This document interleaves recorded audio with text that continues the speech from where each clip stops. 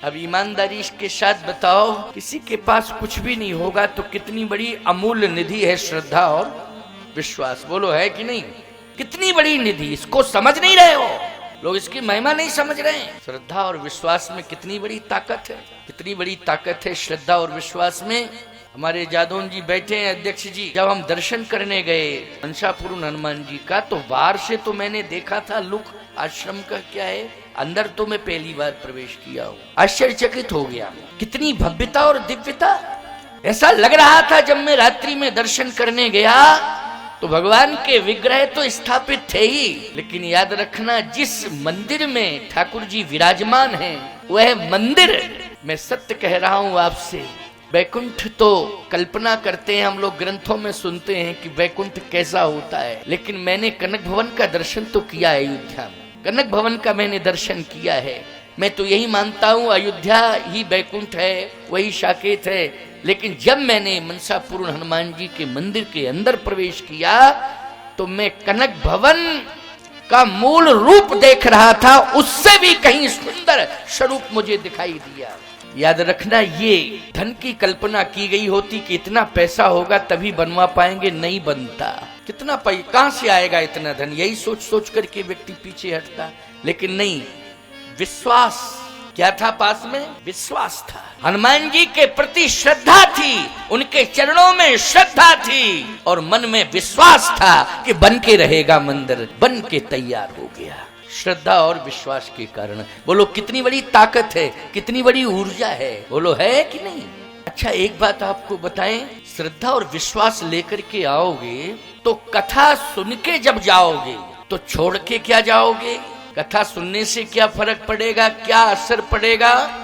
मैं आपसे स्पष्ट रूप से कह रहा हूं कि आपके मन में जो भ्रम है, जो संदेह है, वो संदेह दूर हो जाएगा, भ्रम दूर हो जाएगा। आज जितने भी परिवार में, समाज में विवाद हो रहे हैं वो भ्रम के कारण हो रहे हैं। जैसे पति पत्नी में भ्रम पैदा हो जाए तो विवाद खड़ा होता है, पिता पुत्र में भ्रम पैदा हो जाए तो विवाद खड़ा होता है, भाइयों भाइयों में भ्रम पैदा हो जाए तो विवाद खड़ा होता है, पड़ोसी पड़ोसी में भ्रम पैदा हो जाए तो विवाद खड़ा होता है।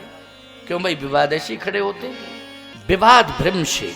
और भ्रम को दूर करने वाली कोई पाठशाला नहीं है। कौन सा शिक्षक है जो भ्रम को दूर करेगा? कौन सी पाठशाला है जो भ्रम को दूर करेगा? आप प्राइमरी से लेकर के उससे उच्च शिक्षा तक पहुंच जाते हैं, उस शिक्षा के साथ अर्थ पैदा करने की भावना जुड़ जाती है। क्यों भाई, जुड़ जाती है कि नहीं? सही बताना जरा। हम जितना अच्छा पढ़ेंगे ऊंचा पद मिलेगा, उतना ही धन मिलेगा, सम्मान भी मिलेगा। यही सोच है कि नहीं?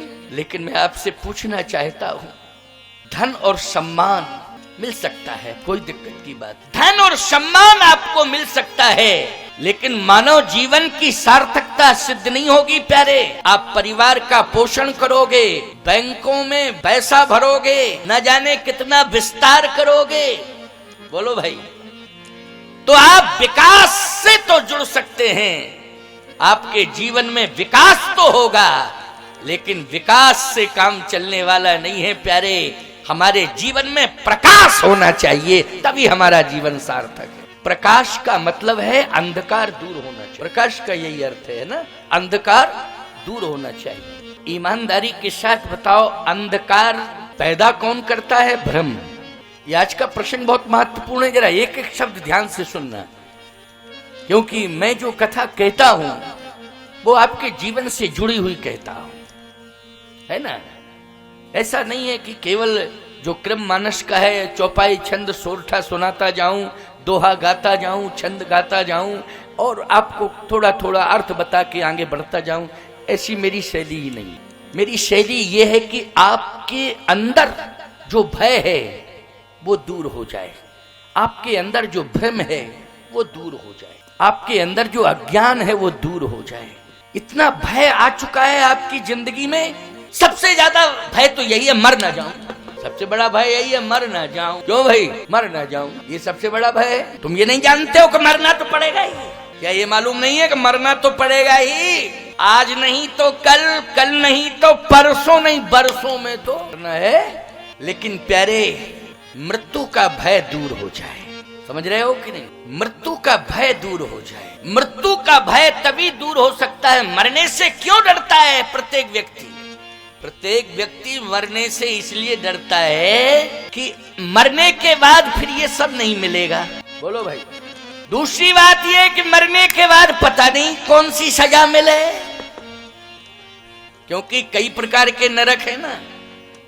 इसलिए मैं कहता हूं कि और पुराण तो सब एकदम चैलेंज के साथ सुनते हैं, लेकिन गरुड़ पुराण वही सुनता जिसके घर में मर जाते हैं। क्यों भाई? और पुराण तो चैलेंज के साथ सब सुनते हैं, गरुड़ पुराण याद रखना। और जो गरुड़ पुराण सुन लेता है उसको विचार करना चाहिए कितने प्रकार के नरक हैं। बोलो भाई। कहां कहां जाना पड़ता है मरने के बाद। स्वर्ग में जाने का फल क्या है और नरक में जाने की विडंबना क्या है। बोलो भाई। ये चेतावनी गरुड़ पुराण देता है कि नहीं देता है? लेकिन मैं आपसे एक बात कहना चाहता हूं, सुन लीजिए। मृत्यु का भय समाप्त होगा, भ्रम समाप्त होगा, और जो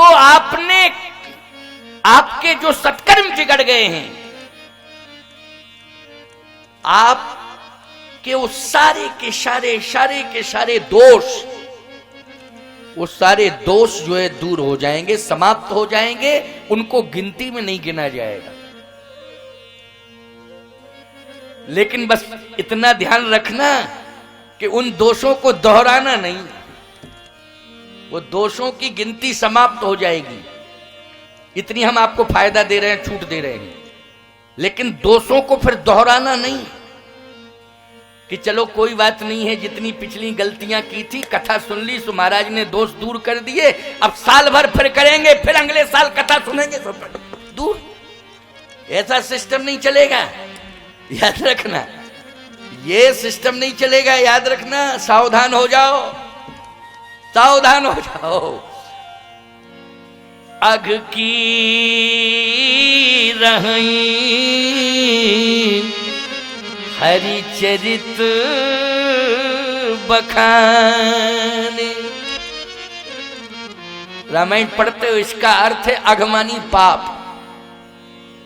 जो पाप हैं भगवान की कथा सुनने से और भगवान की कथा कहने से और सुनने से वो पाप दूर हो जाते हैं। समझ गए हो कि नहीं? दूर हो जाते हैं। प्यारे, अपने आप सारे पाप दूर हो जाते हैं।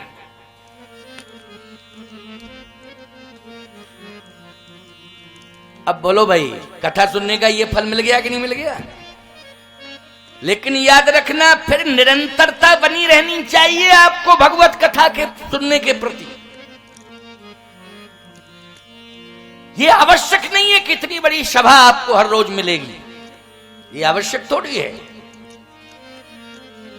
इन सब से पूछो, वर्षों से प्रयास चल रहा था, व्यवस्थाएं बनाई, तब ये आयोजन हो पाया।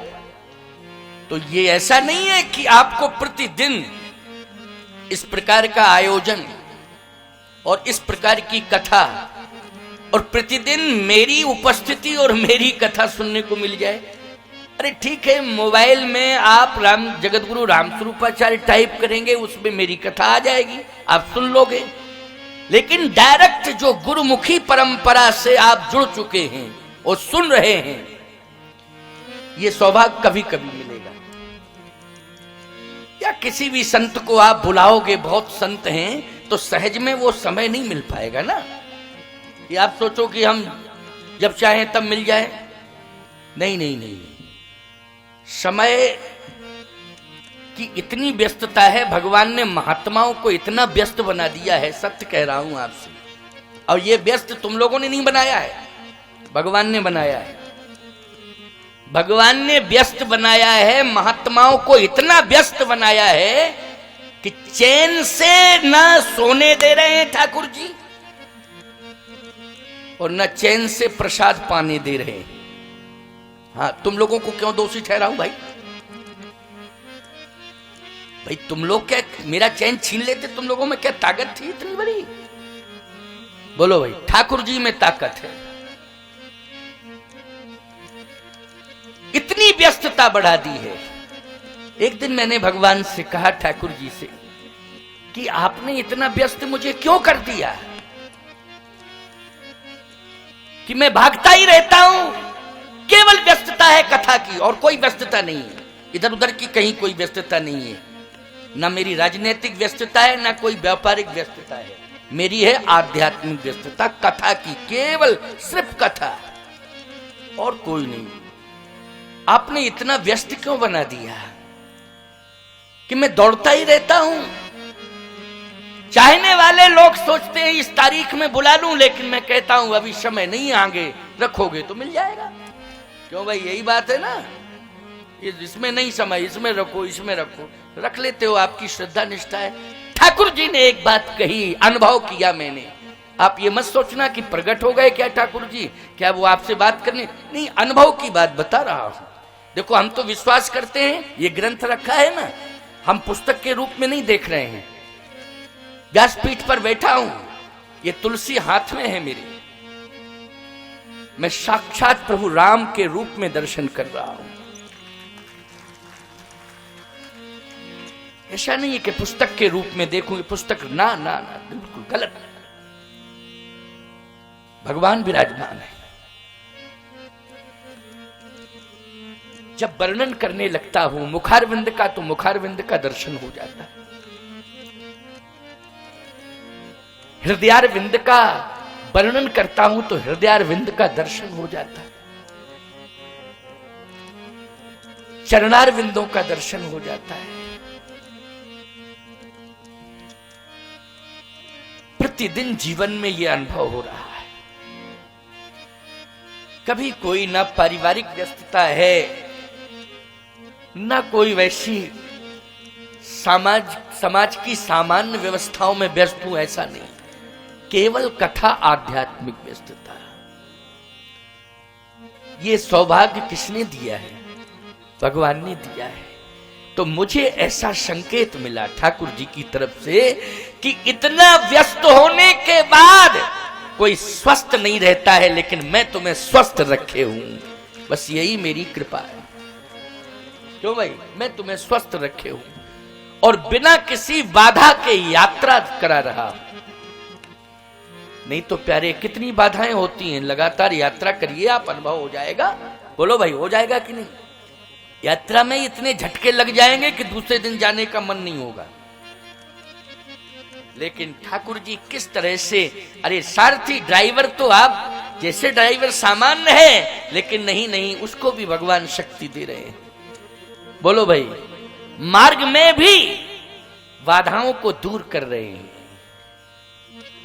इसलिए जो भी ये शरीर है भगवान की सेवा के लिए है। तो याद रखना, ये जितने भी पाप हैं, ये नहीं कहता हूं कि आपने जानबूझ करके किए हैं, कुछ अनजाने में भी हो गए हैं पाप, अनजाने में हो गए हैं, और कुछ परिस्थितियों के कारण हो गए। समझ रहे हो कि नहीं? परिस्थितियों के कारण, परिस्थितियों ने आपको विवश कर दिया है, इस कारण भी। लेकिन भगवान कहते हैं चिंता मत करो, तुम मेरी शरण में आ जाओ, और मेरी शरण जहां पर मेरी कथा हो रही हो वहां आ जाओ। बस कथा सुन लेना, और सुन करके वो मेरी कथा तुम्हारे पापों को दूर कर देगी। बस इस बात का ध्यान रखना कि दोबारा उन पापों को, दोषों को दोहराना नहीं, दोहराना नहीं। अब फिर कोई परिस्थिति, मजबूरी आ जाए, अनजाने में कोई घटना घट जाए आकस्मिक, तो ठाकुर जी की जिम्मेवारी है, फिर किसकी है? बोलो भाई, हम जानबूझ करके नहीं कर रहे हैं, लेकिन ठाकुर जी की फिर जिम्मेवारी किसकी है? ठाकुर जी की। लेकिन हम जानबूझ करके ये सोच करके पाप ना करें कि फिर कथा सुन लेंगे और फिर हमारे पाप दूर हो जाएंगे। तो अग की रहें हरिचरित बखाने। तो सबसे बड़ी बात यह है कि भ्रम दूर करना है, संदेह दूर करना है, अगर भ्रम आपका दूर हो गया, संदेह दूर हो गया, तो निश्चित रूप से ये समझ लेना मृत्यु के भय से आप मुक्त हो जाएंगे। और यदि भ्रम संदेह बना रहा तो मौत आपको स्वयं निमंत्रण देगी।